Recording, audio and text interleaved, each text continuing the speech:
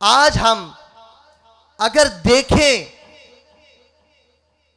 कि ये दीन का काम जितना भी उलमाए किराम ने और सादात किराम ने किया है हमारे सामने है। इन्हीं उलमाए किराम और सादात इज़ाम के मेहनतों का नतीजा है आज मैं और आप कुरान पाक दुरुस्त तलफ़्फ़ुज़ से पढ़ रहे हैं।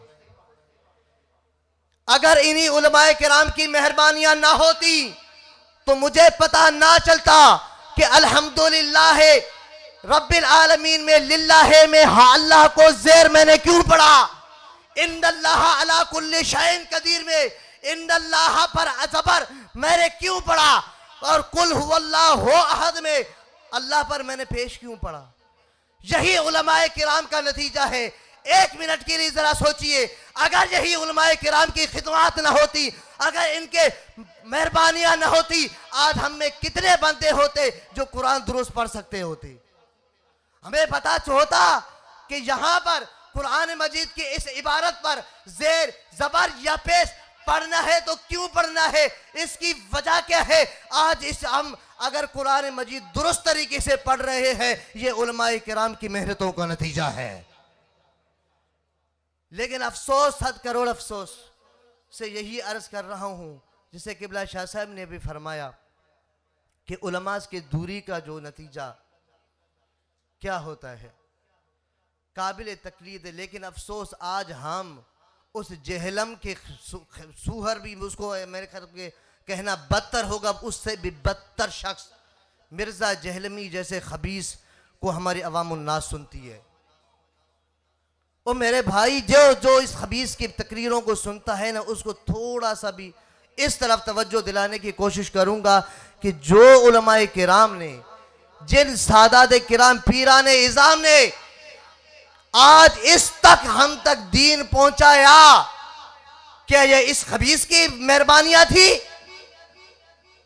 कि इन्हीं उलमाए किराम पर बकवास करना, जो चटाइयों पे बैठकर सारे तकालीफ बर्दाश्त करके डॉक्टर, इंजीनियर, कोई और ओहदे कबूल कर सकते थे, मगर सारे चीजों को पसे पुष्ट डालकर उन्होंने यही तहिया किया कि मेरे जिंदगी का मकसद तेरे दीन की सरफरोजी, मैं इसीलिए मुसलमान, मैं इसीलिए नमाजी। आज अगर हमें कोई भी मसला दरपेश हो तो फिर उलमा के कदमों में आए, खुदारा अपने उलमाए किराम की तकरीम करें, उनकी इज्जत करें, जो भी मसला समझ में ना आए उन्हीं के कदमों में आए।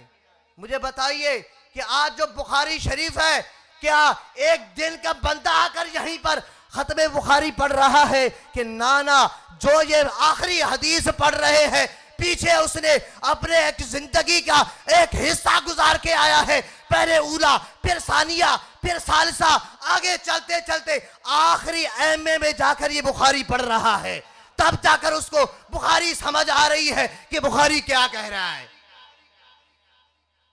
एक बंदा जो पूरी जिंदगी अंग्रेजों के गुलामी में हो, जो जिसने A for apple, B for ball पढ़ा हो, उसको क्या पता कि बुखारी किसे कहते हैं, बुखारी पढ़ी कैसे जाती है। उसको तो हद्दसाना का सीगे का पता भी नहीं है कि ये हद्दसाना सीगा कैसे है, कि एक है हद्दसा, ये अलग है, नून अलग है, या दोनों एक है, उसको इतनी शय की भी मारिफत नहीं है।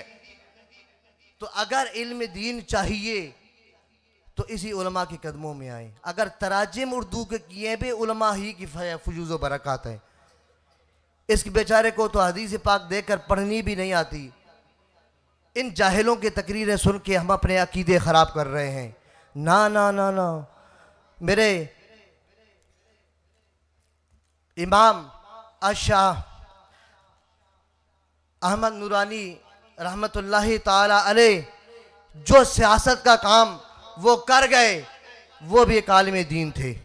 अब उन्होंने कि फजूज़ व बरक़ात हासिल करते हुए कंजुल उलमा डॉक्टर अशरफ आसिफ जलाली अतालल्लाहु उम्रहु व बल्लगहुल्लाहुल मकामल आली की ज़ाते कुदसिया ने हमें एक अशआर अता फरमाए, वो आपके गोशगुजार करना चाहता हूँ। बिहम्दिल्लाह मिला हक से अकीदा अहले सुन्नत का पढ़ा है कुदसियों ने भी कसीदा अहले सुन्नत का, ज़मीं है अहले सुन्नत की, ज़माना अहले सुन्नत का, बनाया रब ने जन्नत में ठिकाना अहले सुन्नत का।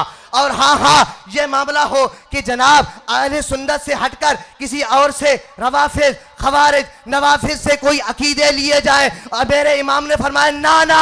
उसने कहा जी हुजूर ले तो कैसे ले, कि उन्होंने फरमाया किसी की एड की जानिब नहीं उठती नजर अपनी। उसने कहा हुजूर क्यों, नवाज साहब को एक साइड कर दो, खवारिज एक साइड हो जाए, खवारिज एक साइड हो जाए, किसी की एड की जानिब नहीं उठती नजर अपनी। और किबला क्यों, कि खुदा ने भर दिया इतना खजाना अहले सुन्नत का, वो अहले सुन्नत का खजाना इतना है किसी और गैरे नथु गैरे के से अकीदा लेने की जरूरत नहीं है। खुदा ने अहले सुन्नत का खजाना ही इतना भर दिया हुआ है।